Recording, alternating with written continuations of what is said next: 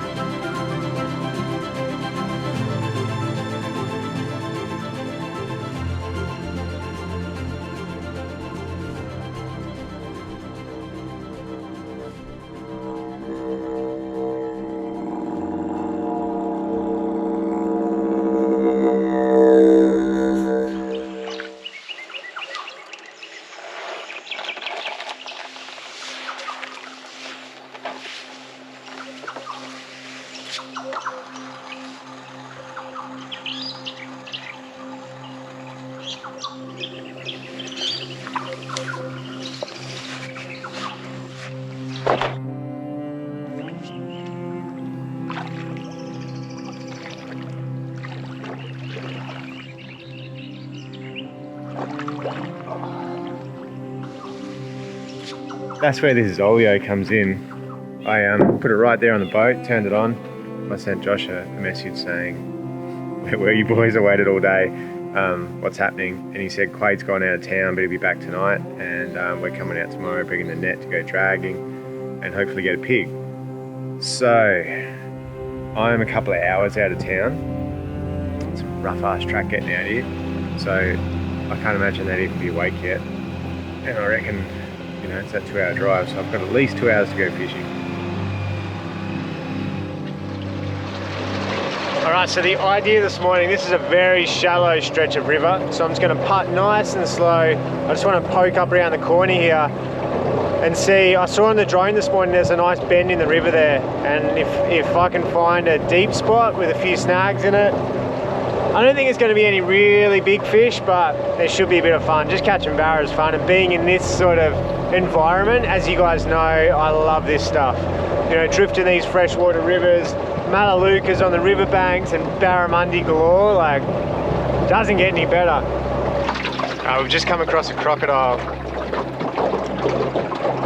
He's only a little fella on the bank over here.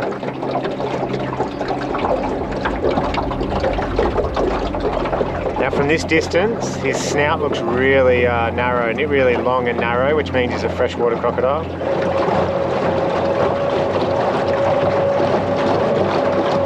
But I'm going to poke on, drag some fish on board, leave them alone. One of them's just staying up there on the bank, the other one's in the water.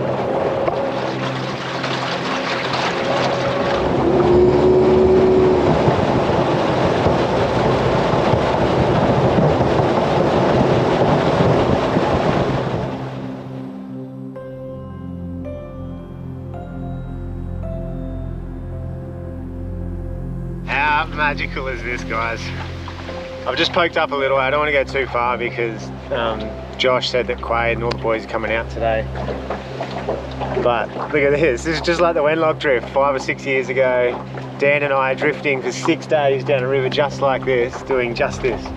Motor off, drifting over shallow sections, swimming, you know, looking for places in the afternoon, trying to find a camp to tie the hammocks up, and, you know, making sure we caught a fish on time to cook up some dinner. But this is it. This is me in my absolute element. I think I'm gonna have to talk to, I don't know, maybe Quady or one of the fellas and see if they want to do this right down to the mouth. Ah, it's just so good. A few crocodiles this morning. So some of those were freshies, and then there was those 2 small salties. The bigger ones were definitely freshies, but yeah, that's what you get in this sort of like this brackish part of the system. You'll get both, and even like right up in the fresh, you obviously get the big salties that live up there. They call that stretch home, but you'll always get those freshies too. Ah, what a morning. Big seagull, white-breasted seagull, they're flying around, heaps of kites, crocodiles. Now we just need barramundi and the day's done and dusted. I hope I can capture this through a GoPro, the essence of this place. You obviously can't smell it, but these Melaleucas are all flowering, which would mean something to, you know, the indigenous tribes of this area. Always has, always will. You know, whether that's the mullet are moving through, or whether it's the barramundi or the salmon are getting fat, it all means something, and you can really smell them. They're beautiful.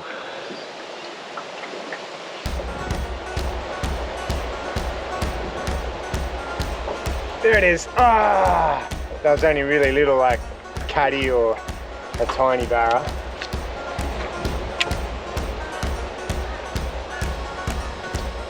Come on, big barra. I think I'm gonna have to get down to that corner where the water was nice and fast and deep. Even drop a vibe in there.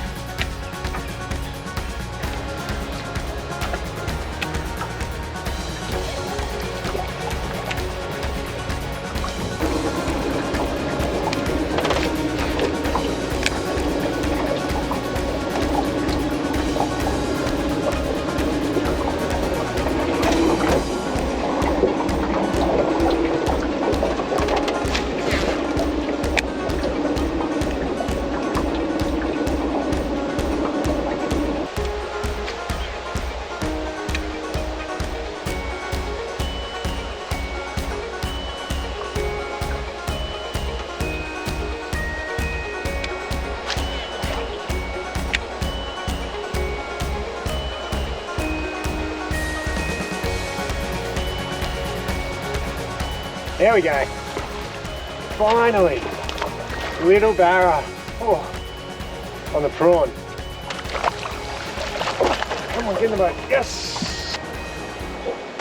There you go, guys. Tiny little barra on the whole production's prawn. He'd only be 350, 400 mil long, so definitely not legal.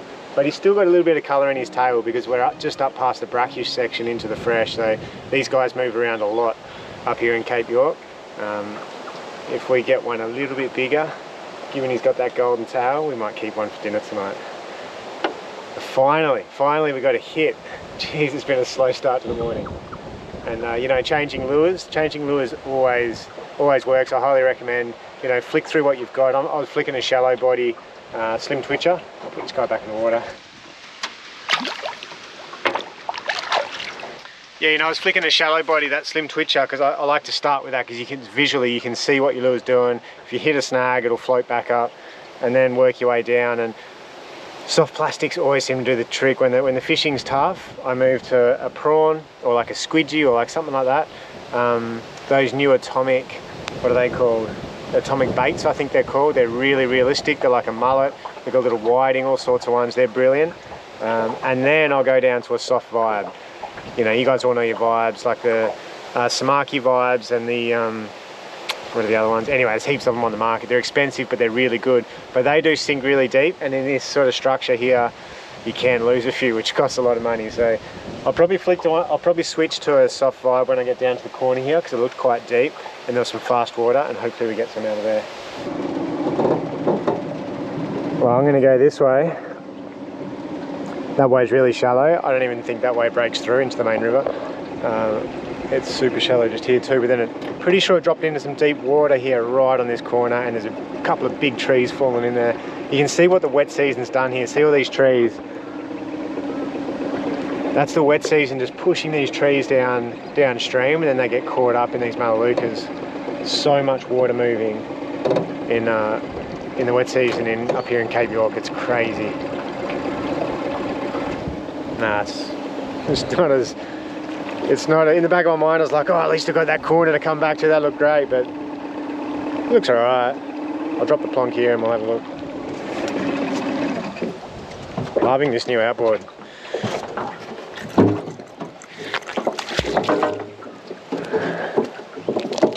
Yeah, so it's only like 1.5 meters deep just there, but that looks deeper. That looks like 3-4 meters, something like that. And flick some in under here too, that'll be fun. And then, just hope the boys are back there at camp. Go back and hang out. Go on a wild adventure with the Kowanyama mob. Alright, this is how you catch barramundi in Cape York. Tie yourself on a vibe. Flick it down there, let it sink, bounce back up.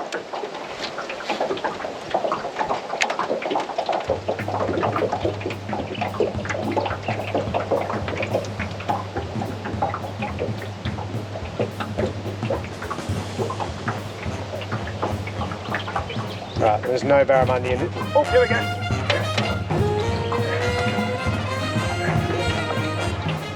A foul hook, something. What is it, a black brim? It's a catfish.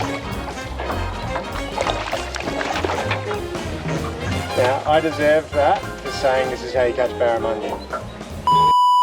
But in saying that,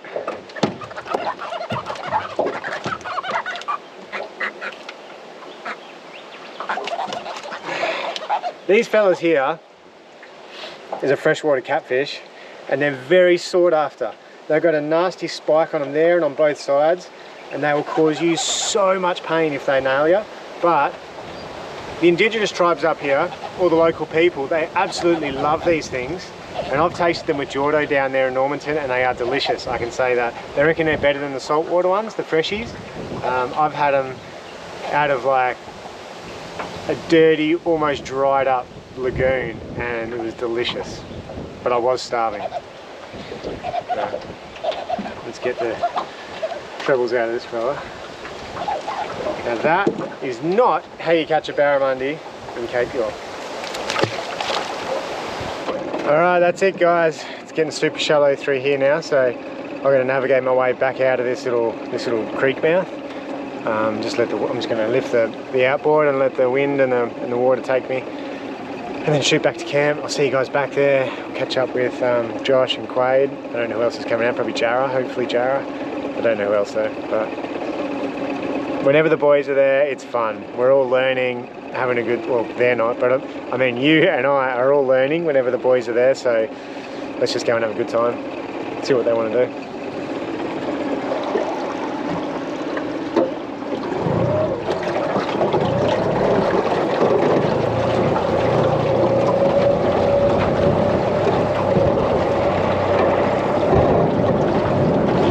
Back to camp, I want to say you guys can get your merch at wildreaches.com/shop.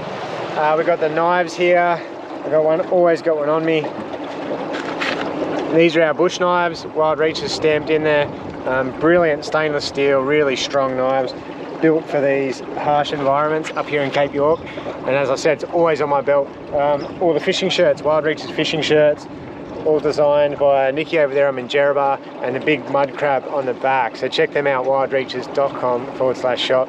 Thank you all of you for supporting the show, for buying merch, for subscribing, for being a Patreon, and just for watching. It all counts, it all helps, and I appreciate all of you guys. A couple of crocodiles, they're still in that same spot, those crocs.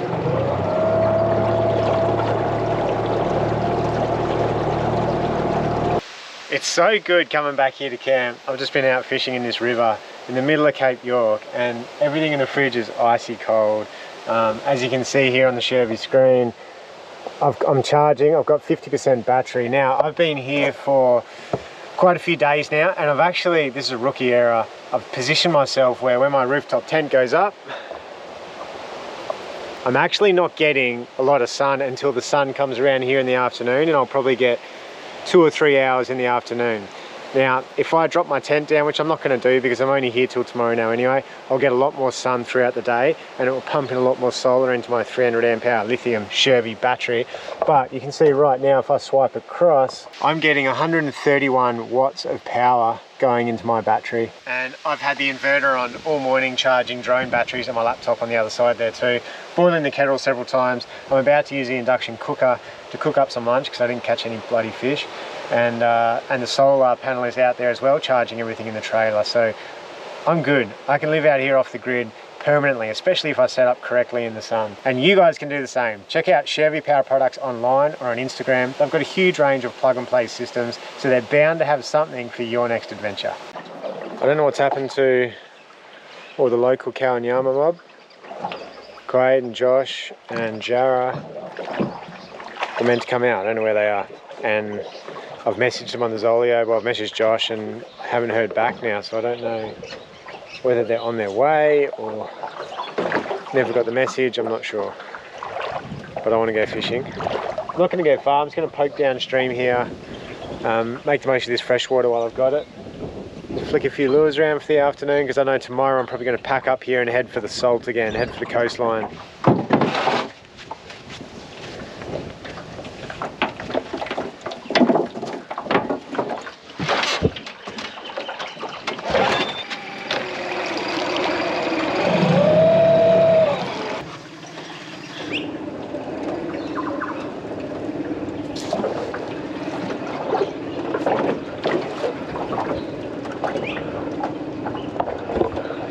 I might try and get over here and flick a couple of lures.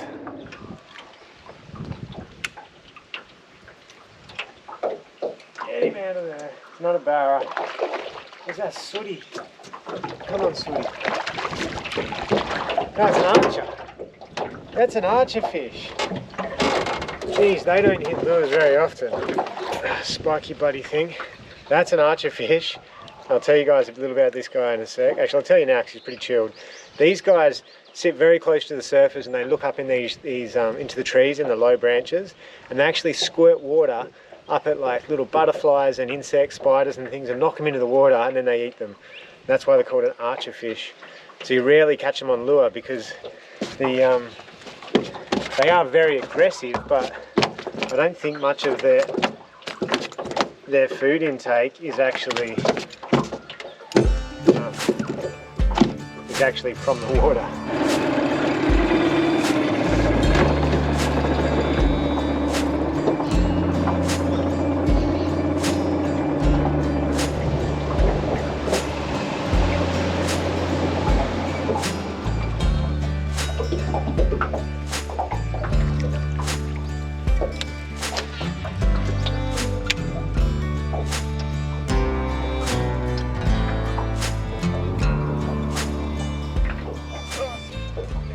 Another small one.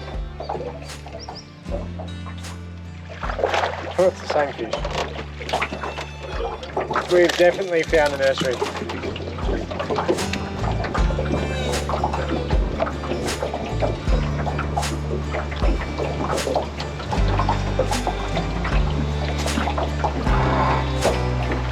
Tiny little barrel. Alright. We found a couple of barra in here. The first one was like 150 mil. That one then was about 450 mil, but I didn't quite have him hooked real good.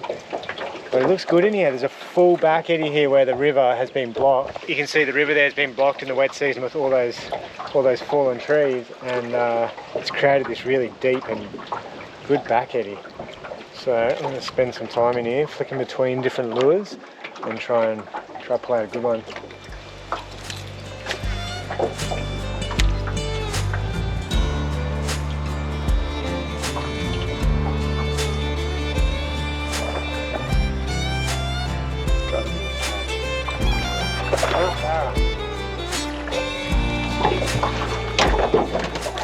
Baby barra. Baby barra there on the Halco TB80. These things are a brilliant lure, but it's just we must have found a nursery in here. Hopefully we can pull out a big girl. She's got a bit of gold in it, well, he's got a little bit of gold in his tail there too, so hopefully we can get a tasty one out of here. But when the fishing is really tough, you tend to work through your lures and you get to a point where, poor little fella's holding his breath.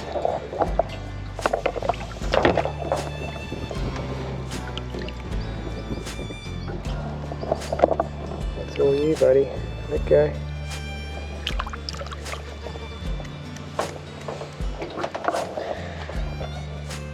Yeah, when the fishing's really tough, you tend to work through all your lures and then you end up just at your absolute favourites that you think are a sure thing. And that's how I ended up back on the Halco TB80. These little guys here used to be a timber lure. They're now made of plastic and they float really well. Sorry, the treble's got my finger. That's a Halco TB80 and pink. I mean, you just cannot go wrong with pink when you're chasing barramundi. So, and that size in the freshwater I find really productive. You are going to catch those little fish, but I've caught big fish on these too. So yeah, hopefully we can find them. That's a nice back eddy back there and we should be able to nail one.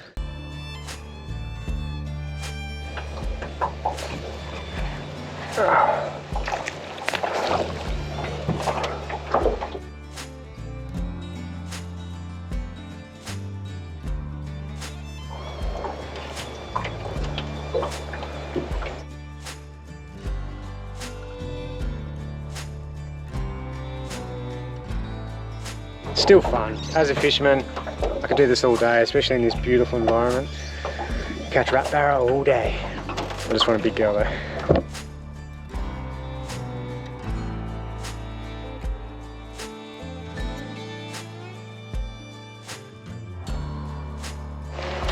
Oh yeah, slightly better guys. There we go, a little bit better. They're getting bigger like I said. That's about 450 millimeters. So still no monster, but very cool. I flicked that lure, landed right on that horizontal snag there, and I just very gently popped it over the top, and this guy came out and smacked it. So they're obviously sitting there underneath that log. Let's get him back in the drink and get another one.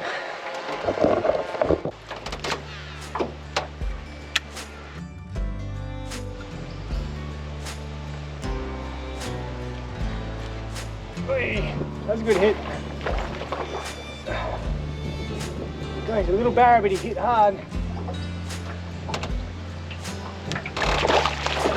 Not that little.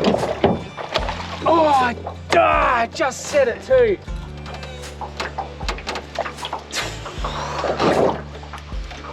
I'm not just saying this, but he had to be very close to being the one. I just said it too. I was like, oh, he's not that little, and then I bloody did a rookie leader grab and dropped him. Oh man, I could almost taste him. Let's try again. Kind of worked out where they are. So this log that I'll show you in the drone footage now, there's a log that is running like parallel with the water, with the surface of the water just below it. And I'm flicking it just over it and very carefully bringing my lure over that log, not to get snagged. And as soon as I'm on my side of it, I twitch down and just let it sit, float back up, and they smack it.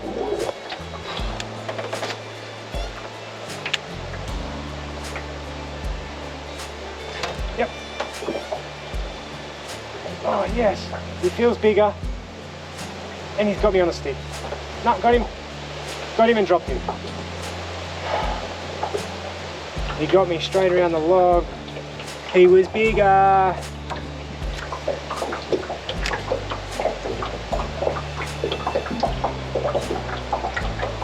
Oh, and he really, you know, he was hooked, so I might have spooked him now. I'll give that area there just a moment to calm down. And I'll get one back in there.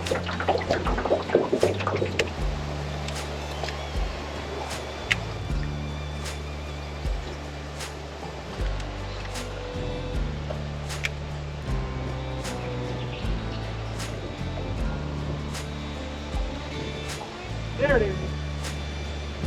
Come on, you back. It's not acting like a barra. Acting like a catfish. What happens when you put a vibe on? You get catfish. There you go, guys. Another catty, and I said this morning if I get one that's a little bigger, I'm going to keep it. Beggars cannot be choosers, and out here in the wilderness you want to experience this place for what it is, so I'm going to keep this catty. I'm going to throw him on the coals. I'm sorry, buddy. He's looking at me like, no! Put him on the coals, a little bit of salt. I reckon he's going to be delicious. It's time to get back to camp. The barra seemed to have just turned off, but what a fun session. We must have got like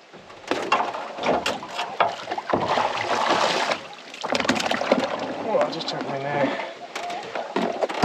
We must have got like 10 or 12 barra. They were just all a bit small, getting bigger and bigger. I dropped that good one and then all over. Anyway, that's where you get fishing.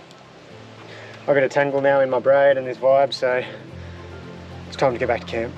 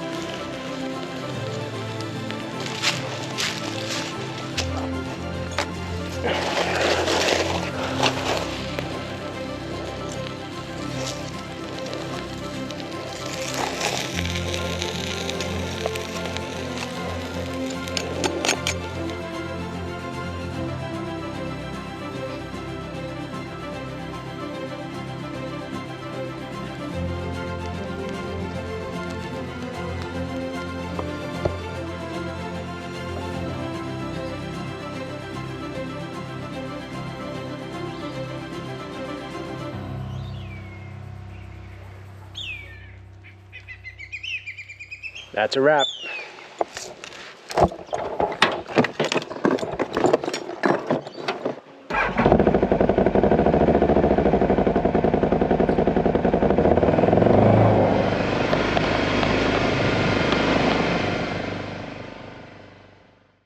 You want a bit of fishing tips, go and hit this fella here up, look.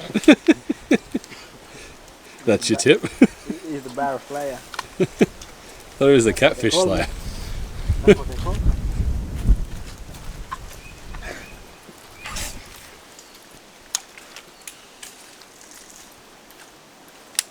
So we clearly went the wrong direction this morning.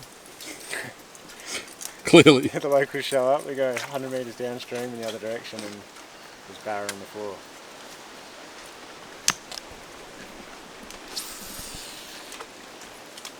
Yeah.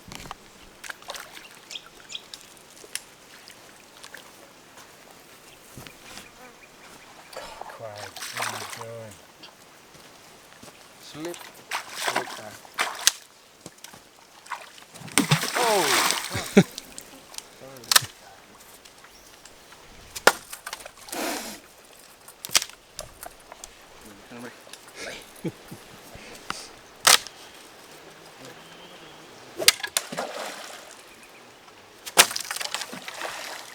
Hey, that thing not man, croc come up, crop up. Nothing, hey. Nothing. Crocodile. Oh, one there, look.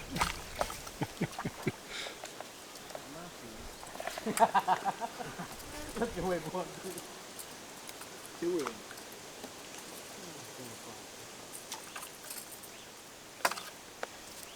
Oh, quite, eh? Grab some fire. Let's grab from me.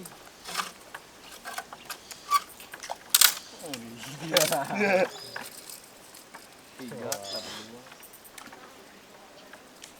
Got caught today. Not in this area, but back down to that area down there.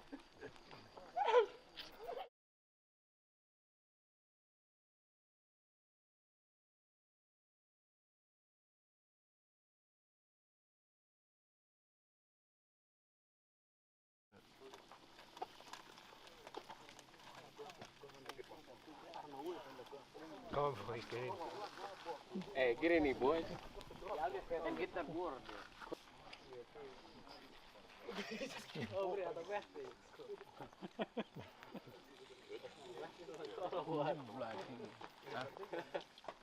As you can see that there, look, mate. Fellas went driving on it. This tells you it's perfect. Oh, this is the best chair, eh? You can spin around in it. Hey.